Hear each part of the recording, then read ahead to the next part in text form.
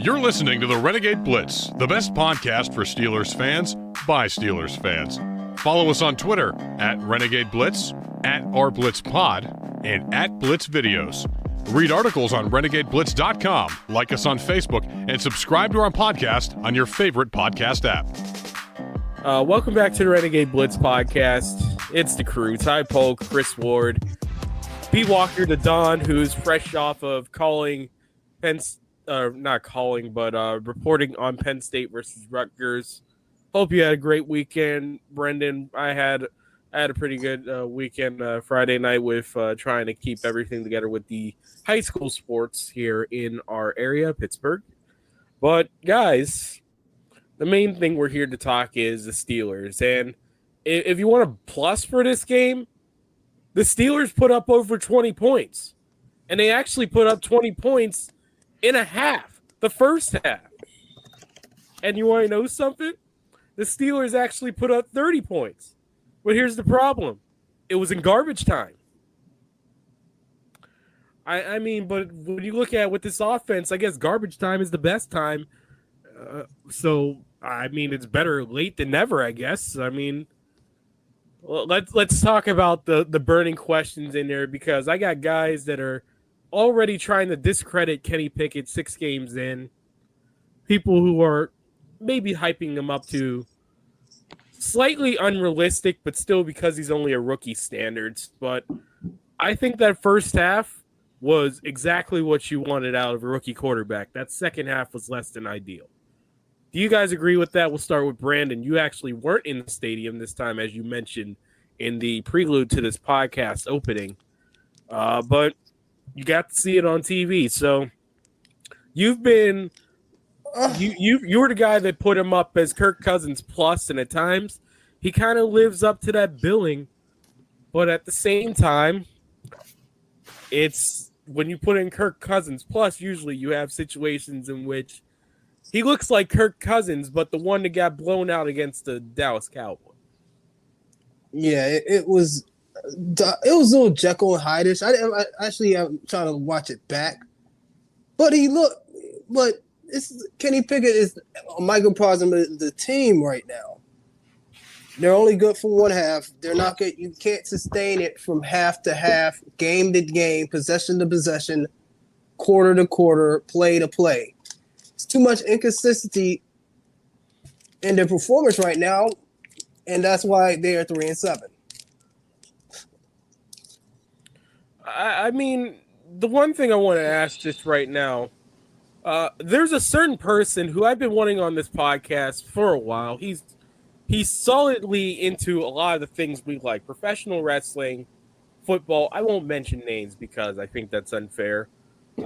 He had the love for a certain veteran quarterback, Jimmy Garoppolo, and is willing to discredit Pickett almost in ways that are kind of unfair. And when you find out that he has a love for Penn State, as much as I hate to put that designation on Penn State fans and try to barter ourselves into that as someone who, while I didn't go to Pitt, we all didn't go to Pitt. But I'd like to believe that because of, especially for me being in the area, I just wanted to see a guy from Pittsburgh do well. Is it fair that he's getting all this criticism 6 games in? Because, again, we don't know what this guy is right now. We don't know if the first half is what we're going to see from him for years to come as a Steeler versus what we see in the second half, and for the most part, what we've seen throughout the 6-game stretch that he's played. Yeah, I mean, it's growing pains. You know, I tweeted yesterday, like, you know, the Jets game, the Dolphins game, Sunday's game against the Bengals. The Steelers all had chances to win. Man is also trying to throw Zach Wilson under the bridge, and this guy just got drafted over a year ago.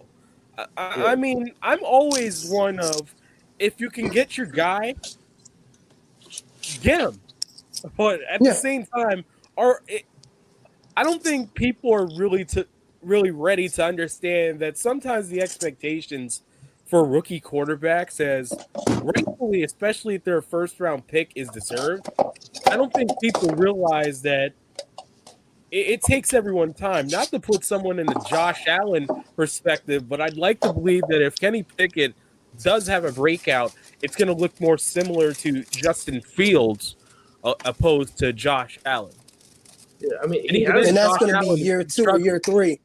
I mean, he has flashes where he shows, potential and everything. Like, that pass that George Pickens, the one that he did catch and the one that he dropped. I can't believe that Pickens dropped that one.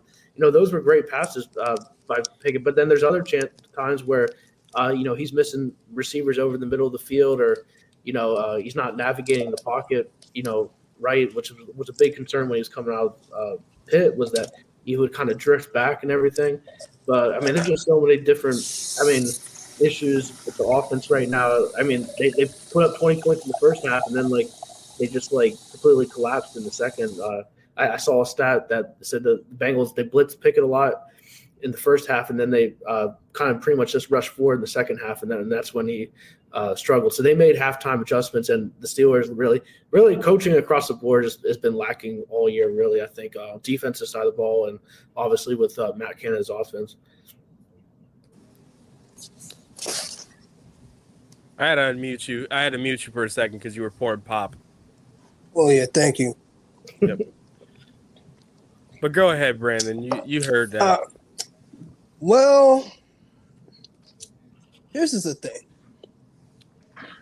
It's going to take at least a year and 2 years for him to develop. Plus the thing is, I think he might have just reached the ceiling at Pitt. I think this is what you're going to get from him in the league. Remember, he was a 6-year quarterback. This is true, and with of course the advancement and need of quarterbacks over the last, I say, 12 years, I think they were more okay with redshirt senior quarterbacks coming through like that. Like even I go back to a guy that I actually liked at Bama and AJ McCarron. There was a lot of people that don't like that redshirt senior moniker for a lot of people who have been quarterbacks in this league. I'm not going to put this guy in the same category as Brandon Weeden because he's clearly more talented than that. But that's what everyone wants to put a quarterback in right now. There's fewer Joe Burrows. There's more Brandon Weedens in their opinions. Right. Yeah, I think the Kirk Cousins comparison is pretty much. I think that hits the nail on the head really with Pickett. I don't think he's going to be like a top 5 quarterback like what Ben was like throughout most of his career. Maybe top 10. I saw Philip Tony said next year he's going to be a top 10 quarterback, but I don't like it will be interesting to see because Matt Cannon, I'm assuming that he's going to be out after this season. See if we get a new coordinator in there. Because clearly, I couldn't believe that stat. Did you see that stat during the game yesterday where they said they were the first team that didn't have a 10-plus yard touchdown in their first 10 games or something like that since 1930. The Staten Island Stampedes or something like that. Yeah, they're all a bunch of team names that if there's ever a reverse retro program like in the NHL, we'll probably see some tribute jersey. There was even a Cincinnati Reds in there. Yeah, I think it was the first Brooklyn Dodgers, something like that. And I just couldn't believe, I mean, they got 2 actually, against the Bengals. Najee Harris got a 19-yard touchdown run, and Pickett found Pickens for 24 yards. So Najee's starting to get going too, which is good to see. But they're just like Brandon mentioned, they're just too inconsistent. They show spurts, and then I couldn't believe they had the ball on the 47-yard line. And they ended up punting because of penalties and another you mentioned Ty all the time, another illegal man downfield. It was because they wanted to run a PRO instead. And Pickett handed the ball to no one. It was an inverted. It was like, all right, no, we're just gonna do a run. No, we wanted to do a run straight up. Instead, Pickett has no choice. I mean. But to throw it. I don't even know. I can't even tell with the rule for the NFL that if Pickett would have just ran, that would have saved them from that. Even then, I think there's a level of once the quarterback commits to himself as a thrower, which he showed the motion. That's enough for the rule, which was crazy. Got a holding penalty that illegal man down. They shoot themselves in the foot. Yeah. And then right after that, can I play devil's advocate though? Can I play devil's advocate as it? Because I was thinking about this as I was talking to someone that Brandon, you and me know, Scott Taylor from our dealings with the Steel City Yellow Jackets and all that stuff. He mentioned the coaching tree stuff, and I said, here's the 9 for the Steelers and what happens with the withering of the branches. Now, I know this is a long stretch with it, but you have to think of it like this. This was Mike Tomlin's foray into potentially creating what seems to be an NFL head coach. It's not likely, of course, with what we see now, but at least at the foray, and I'm pretty sure if we roll back the tape on the time after the 2020 season, Chris, we both agreed this was probably at one point, or at least had a silent agreement, that this was going to be the modernization of the Steelers offense. You must not have seen him do it in college because that dude was terrible. I seen him do it in college. I seen him do it in college. I was watching those games. I seen him take control of Maryland after a player died out there. They basically just threw an interim head coaching position on them. And look, the guy's never really been a head coach at any level, not even high school level, not even a JV level. And Maryland managed to tread water. Not well, but tread water. After that situation, that was where he started getting more stupid and all that stuff, the LSU garbage and all that stuff. This is the pitfalls of trying to put some innovation into this offense. Like it or not, people, the run pass option is here to stay in the NFL because it's easy. It's how guys like Jalen Hurts, and even as you like to sometimes discredit him as a quarterback, but you can't do it anymore with Lamar Jackson, this is the things you do for a young quarterback. It's not like 2004 with Ben. You have to understand that to an extent, I do think that in terms of game planning, in terms of situational calls, he should be gone.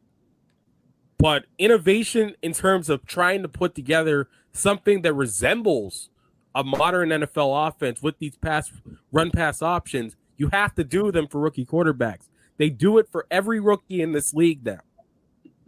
Yeah, of course. That's the standard. But the execution and the person who's doing it. You can be mad at execution, and you can want them fired for that. I agree with that. But everyone's thinking that you're never going to see this RPO stuff. And sorry to say, but Cam Newton, for the time he was here, made it a possibility. And that's what's going to be for every rookie quarterback with a semblance of an ability to run. Yeah. This has been going on for 10 years. Yeah. Easily. We haven't had to worry about it because we had a quarterback that, well, he's good at improvisational play. He's not going to necessarily wow you with his legs. Even at his fastest and most mobile, it was never a pretty sight necessarily. No. It had some moments, but it wasn't going to be Mike Vick. It wasn't going to be Lamar Jackson. It wasn't even going to be Jalen Hurts or anything like that, or any mobile quarterback that at least commands power like a Cam Newton. It was never going to be that way. But you just want it to be reliably ran. That's the one thing I have to warn with Steelers fans. There's more to it with this. This guy's just not putting these players in position to execute, and he can't game plan and then correctly call a situational play for at least more than 2 quarters. Right. Yeah, that's the issue. The issue is we all know it's here to stay. That's why we need an offensive coordinator that can actually knows how to do this. Who's been been in the NFL for about 10 to 5, has called plays, been in the league before, worked with a mobile quarterback before. That's what we need. That's what the Steelers need right now. It is a shame that, and plus, by the way, what's going on with the defense? They gave up 6 players, gave up got 20+ yard plays. Yeah. And it wasn't even with a healthy Joe Mixon. Or Jamar Chase. Yeah. Jamar Chase didn't even play in this game. Mixon started, then got a concussion, and he was out from there. Instead, Samaje Perine came in, and T. Higgins showed himself to be similar to another wide receiver in Bengals history that wore number 85 out there. And, of course, Tyler Boyd just goes out there and owns him. Yeah. You see, now you get exposed. You need a shutdown corner. Because who's the kid that in Cincinnati, the white kid, white wide receiver, Chris? Adam Cole. The guy that torched him? Yes. Irwin, his last name is. Did you see the meme? He looks like Adam Cole from AEW. Yeah, I didn't even know who he was before this game. And, I've seen him before, but I didn't really know who that guy is. Now I can't forget his. T. Higgins went off. They had no answer for him. They didn't even have Chase, their best receiver. Mixon went out with a concussion, and Burrow just diced them up. Middle of the field, the linebackers struggled to cover. Like you mentioned, Brand, the Steelers corners are just not very good. I know Levi Wallace had a good game against New Orleans, but they don't have a true number one quarterback out there. And they just have so many needs right now. They pretty much need an entire new offensive line. As you mentioned, a new team. They need a first round. They need a team. Like seriously, they have 3 people. Like maybe 3. You have. I could count 5 players that you got worth a damn. TJ, Minka. I would say Cam Hayward's in there for generally. Pickens, Freiermuth. 5. Look, that's what you put out there.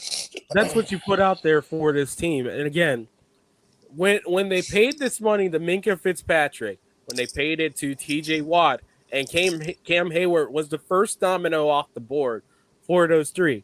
When they paid those 3 people, they were basically saying they have to lead this defense to the promised land. They have to be out there and make big plays. The problem is with this is I don't know the pieces around them. We didn't mention Miles Jack. Yeah, I was gonna mention him. What has he done? Jack is a piece. Really? Huh? He's provided, I guess, middle linebacker coverage that I guess makes people focus on Bush and Spillane. The problem is with this, and Chris, I said this to Jake Burns. The playoffs are where the Jags, just the guys, become legends. I don't see the just the guys coming through for us. There needs to be more. There has to be depth behind her.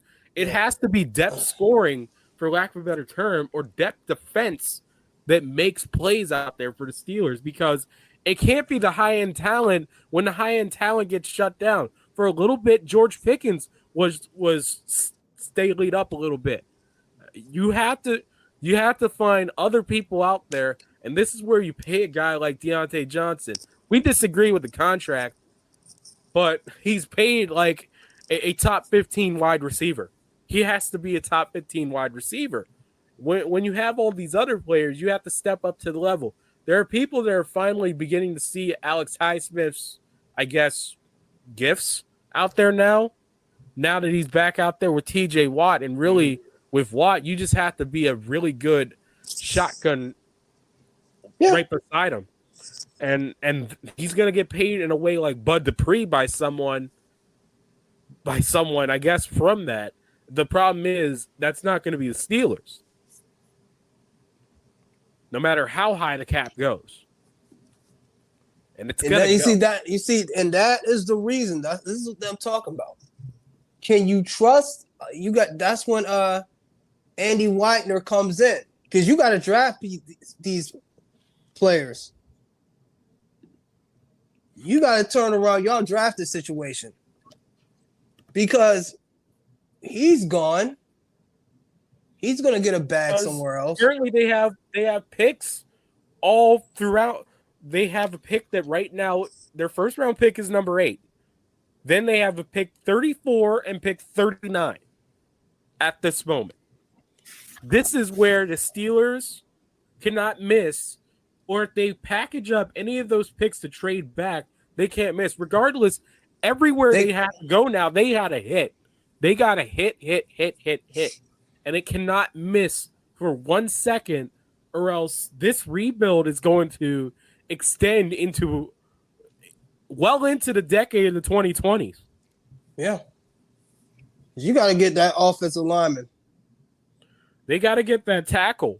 They can't stop. They can't just go out here and expect 3rd and 4th round tackles to be something. And it seems like did Brandon freeze or did I freeze? Yeah, I'm sorry. Yeah, they got to get the tackle. I don't know. I said about but the kid gets hurt. He has not played the last 3 games. So, and he's 19. So I think the kid from Northwestern, the offensive tackle, I think he's a more solid choice. I know he's a lineman. He's like, I know the Fashanu has a higher upside. They have a higher upside, but you need somebody solid at that left tackle. Just somebody solid. Somebody that you want. The last thing the Steelers need to do to truly say that we've gone modern, because I have said so many times, when's the last time this Steelers team drafted an edge tackle? You have to go back to the 1950s for one in the first round. And it's insane, even without the emphasis on it back then. But you go into nowadays where maybe they got a few really good years out of Alejandro Villanueva, but it always felt like it wasn't necessarily something that could last long. Right, because they always get, and then you always get, and then you got Max Starks that you got in the 4th round. You developed him. You got good value there. You had Marvell Smith, and you got him in the 2nd round. And he was a Pro Bowler. So yeah, if it's not going to be in the top, if it's not going to be in the first round, that's got to be one of those top 3 picks has got to be it. And you got to get the shutdown corner too. Got to get that right. I don't know if it's not a tackle. Got to get a shutdown corner. They've had so much issues trying to get a solid quarterback, solid corner, in the first round. Artie Burns missed. They tried to get William Jackson's remains, and maybe 5 years ago that would have been a great pick, but not right now. There's so much that this team has to do in terms of that, and that's the biggest focus. I feel that corner has to be the 1 or 2 pick for this team. I think they've always been able to get value out of safeties via trade, via free agency, and it's hit or miss with Terrell Edmonds, but he's their best listed strong safety since Troy Polamalu, straight up because, well, at least you know that sometimes when it matters, he'll make a play, and he won't get laughed at like Sean Davis did against Gronkowski. Yeah, that was embarrassing.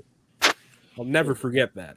That was that was emasculation, but on national television. Where do you think the Steelers go from here? You think, like what do you think their final record is going to be? They have a bunch of winnable games. The Bengals are they'll probably make the playoffs. They're pretty good. I don't think they're as good as last year, but they're still obviously better than the Steelers. But they have the Colts here. Jeff Saturday has the Colts playing a lot better lately. So how do you think the season's going to play out? Wow. Yeah, suddenly I'm not going to be jumping off that ledge a few weeks ago that I thought I was, because at least they're playing for him, and that's a Monday night game. Good Lord. You know what? I'm be bold. Bill Cowher's going to eat his words. He already kind of is. No, he's going to make Jeff Saturday's going to make him eat his words on Monday. Oh, well, yeah. Guess what? I'm already getting the pick in right now. Colts.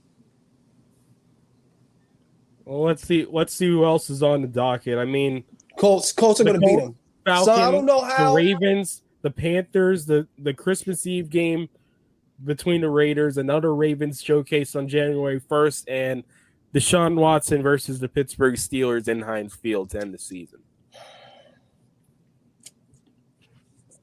6-11.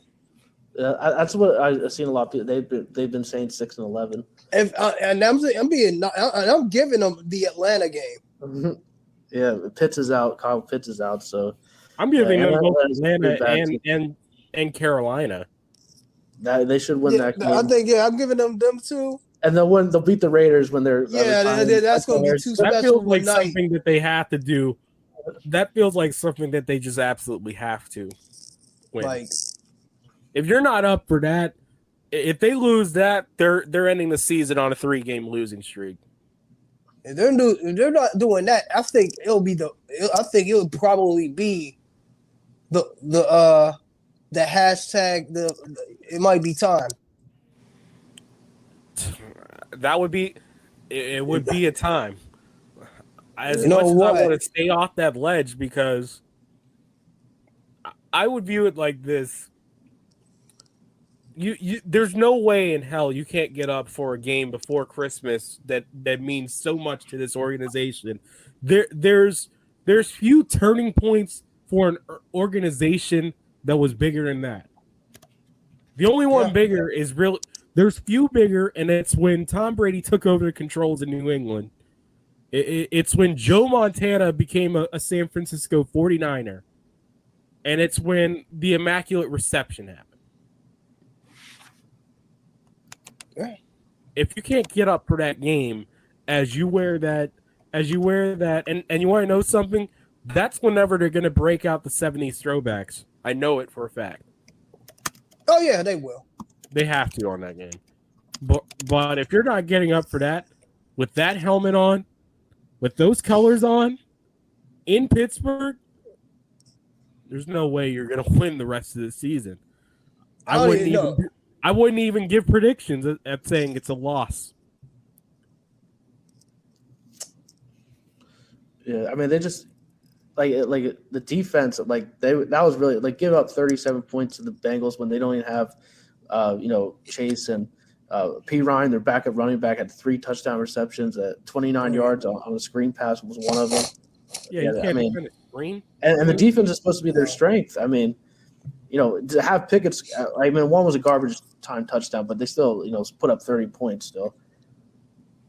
For a team that doesn't hit that hasn't hit past 20 reliably since that 11-game winning streak, that's something that you have to look at and go, well, at least you know that the high-end talent, to steal a phrase from Urinating Tree, can at least get something done if you don't try to be the smartest man in the room offensively.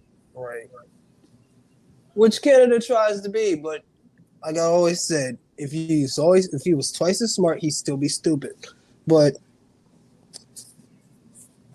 it's just the fact that I don't know where we go from here. I just don't know. This is what happens when you lose a franchise quarterback. Right. All the stability that you have, the ability that you know that if you're down by 3 in that fourth quarter, you know that at some point Hall of Famers are going to make Hall of Fame plays. It's never been more imperative for the Steelers to at least find out if they have something in their first round draft pick. And you're putting a lot of faith on a Monday night game. He did pretty well for the most part in a Sunday night game. He drove them down the field. He just couldn't finish. You're hoping that in the second opportunity for a big time game, and inevitably the third opportunity on December 24th, that something finally goes down where people can firmly see you may have something.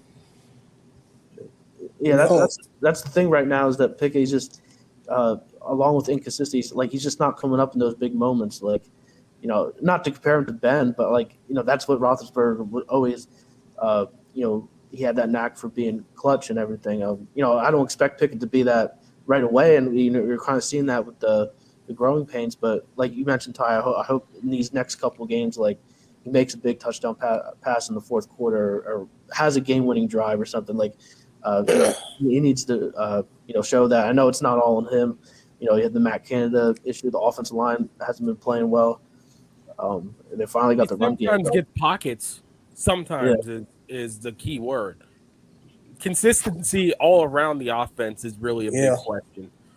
When I put the word consistency in offense, you could put a million things right beside that with the Steelers right now that they need.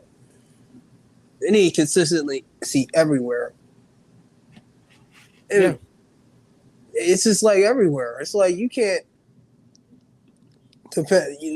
They're like it's just a sign. Can you believe that people? It was a Ben Roethlisberger trait that the Steelers run the same plays. Can you still believe it? Without Ben Roethlisberger, that's still happening? The same offense. The same offense? So we could have basically said, Ben, come back and sit right beside Kenny Pickett. Show him the ropes. Come back for one more year. We know you wanted to, but you couldn't get it. Like, bro, these dudes are like running these exact same plays. They know the playbook. They know the Steelers playbook better than they. The linebacker against man coverage.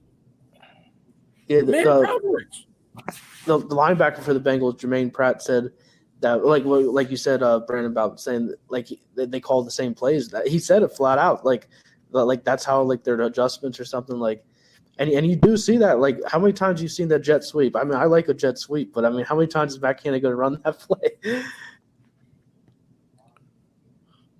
Too many times to count. And you know what? Maybe you can go cover him as Duquesne's head coach next year.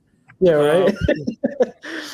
I'd take your spot if I could get that. But I mean, we'll jet sweep, like it's a good play, but like the one he did yesterday. Oh, I got to bring this up too. First, the jet sweep to Sims where like it went nowhere in the second half, and also he needs to abolish that shovel pass to Gentry. Like, that tight end screen that worked well last year against, I believe, Denver or something like that. It was a quality play last year because it worked, but it's not something that you're just going to try out there every day. You need a more athletic tight end for that. Yeah. I think Rader was actually the guy who caught that screen pass. So it wasn't even the most, aside from move, athletic tight end of the bunch to get it. Right. Maybe in the goal line situation, I wouldn't use Gentry because like he's probably the slowest player on the offense, or the skill wise and everything. It just I don't get that play.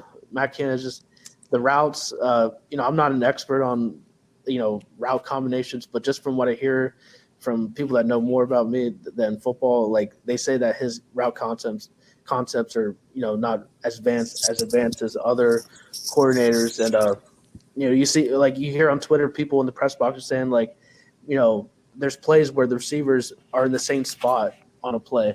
Now I don't know if that's coaching. What is coaching? Like I just like across the board, like the whole coaching staff, no matter position players or position coaches or coordinators, like I mean I like Tomlin and everything, but I don't think this has been a well coached team this year.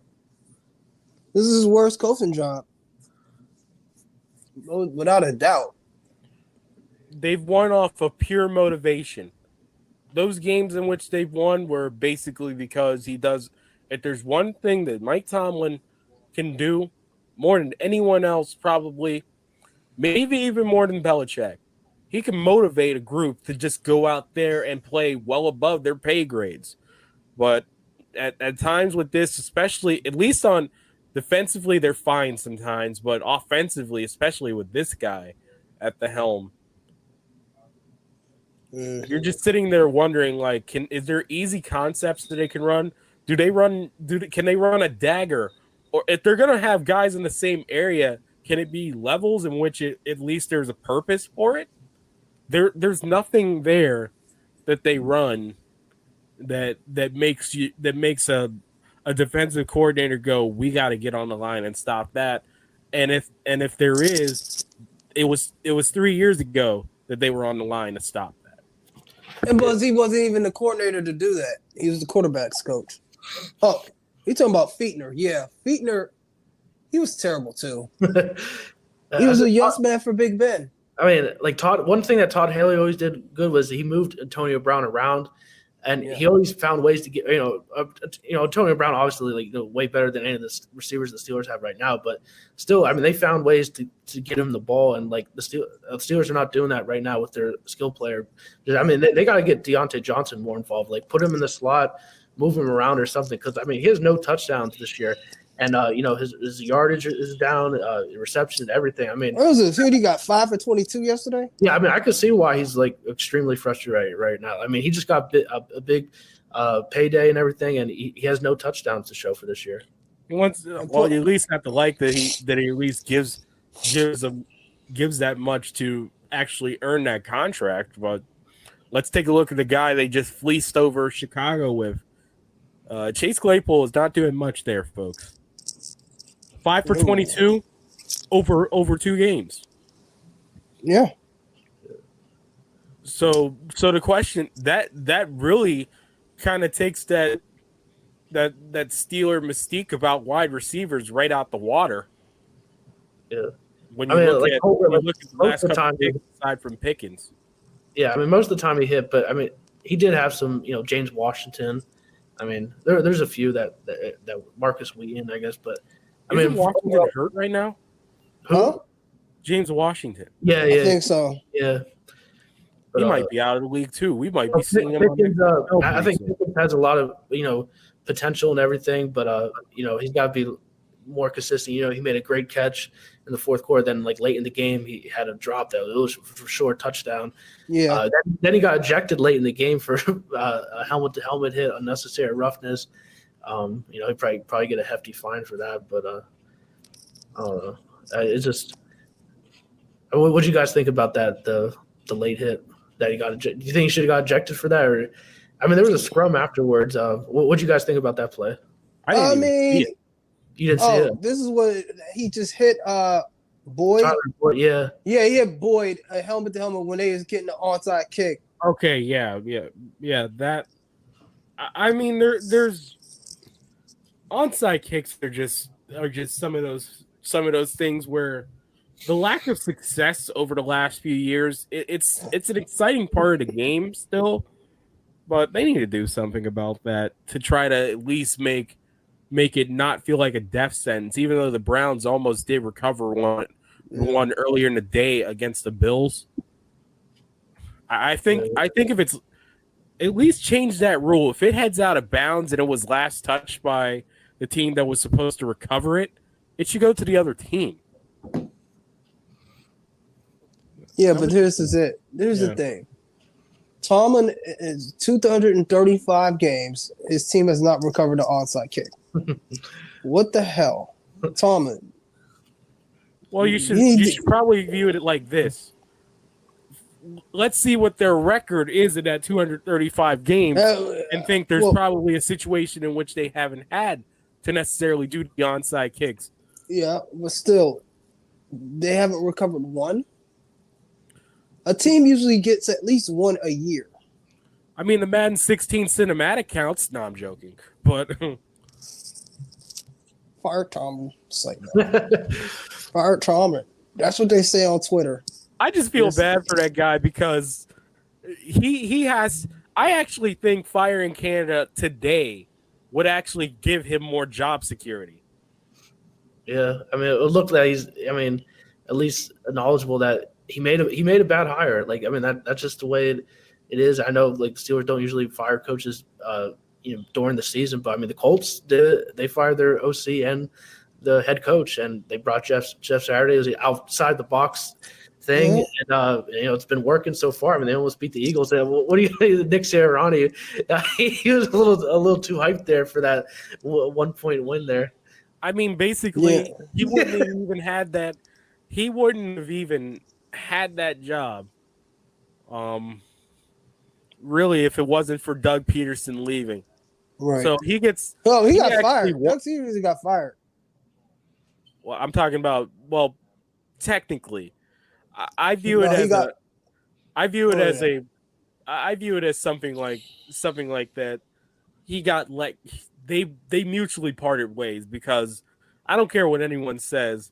If you win a Super Bowl for a team for the first time ever, it's never a firing. It's a mutual parting of ways. Well, whatever.